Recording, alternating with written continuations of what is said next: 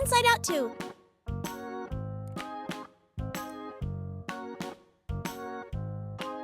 "13-year-old Riley was the star hockey player for the Foghorns. They won the championship game.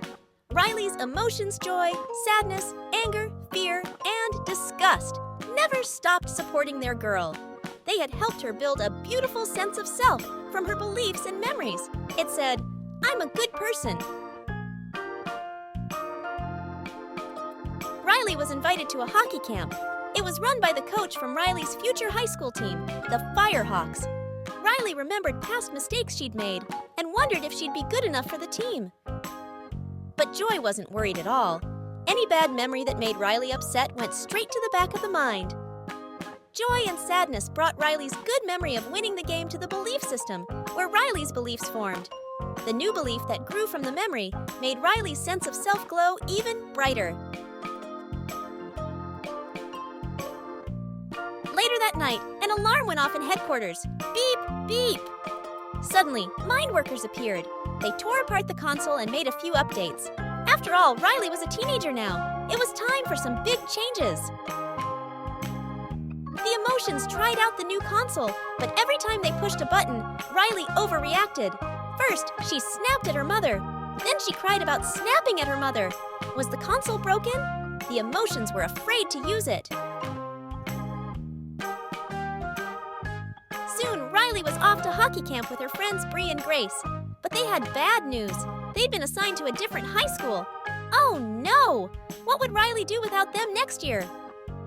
Then Riley bumped into Valentina Ortiz, the Firehawks captain. Gulp! Val was her hockey hero.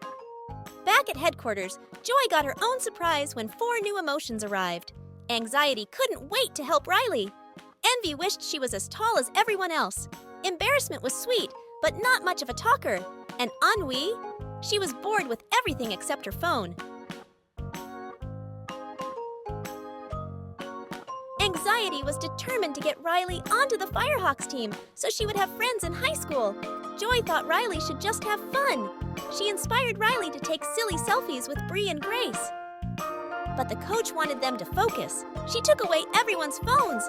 Riley was so embarrassed. Anxiety was certain that Riley wouldn't make the team if she didn't change. She needed a newer and better sense of self to become a newer and better Riley. Anxiety yanked the sense of self from its pedestal and launched it to the back of the mind.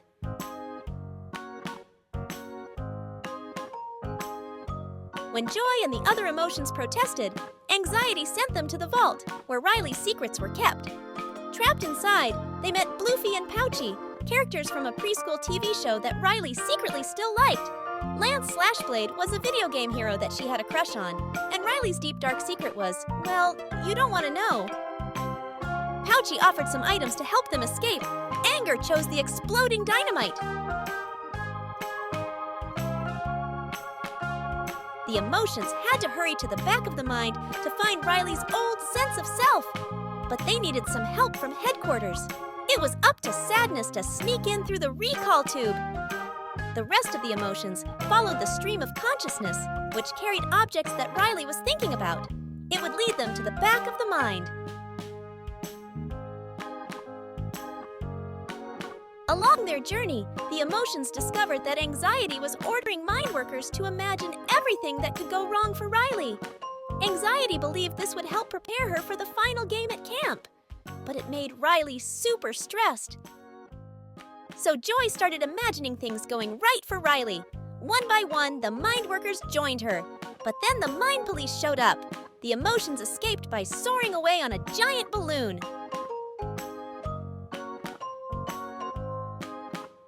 Anxiety needed a new plan and ideas to prepare Riley for the game. She started a brainstorm.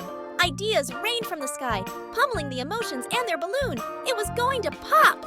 Suddenly, a big idea swooped by. The emotions leapt onto the idea and soared out of the storm. Now Riley was ready for the game. She tried to look and act like a firehawk. Grace and Bree hardly knew their best friend anymore. Meanwhile, the emotions finally reached the back of the mind. They discovered a massive mountain of all the bad memories Joy had thrown away. Riley's old sense of self was at the top.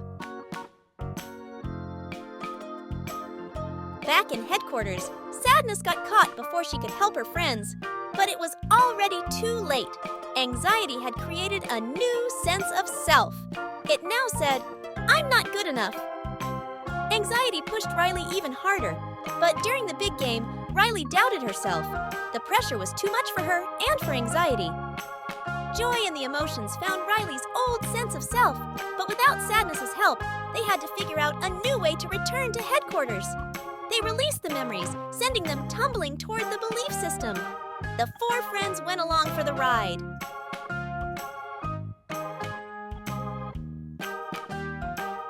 As the bad memories poured into the belief system, new beliefs sprouted, creating a glow that was brighter than ever before.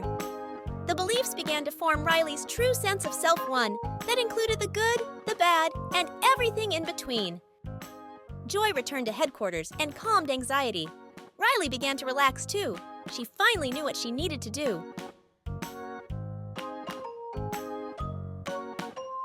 Riley apologized to her friends. She'd been feeling uncertain about herself and the future, but her friends, both old and new, would be there to support her. Riley wasn't alone. Even though Riley and her sense of self were still changing, the emotions knew one thing: they would always love their girl.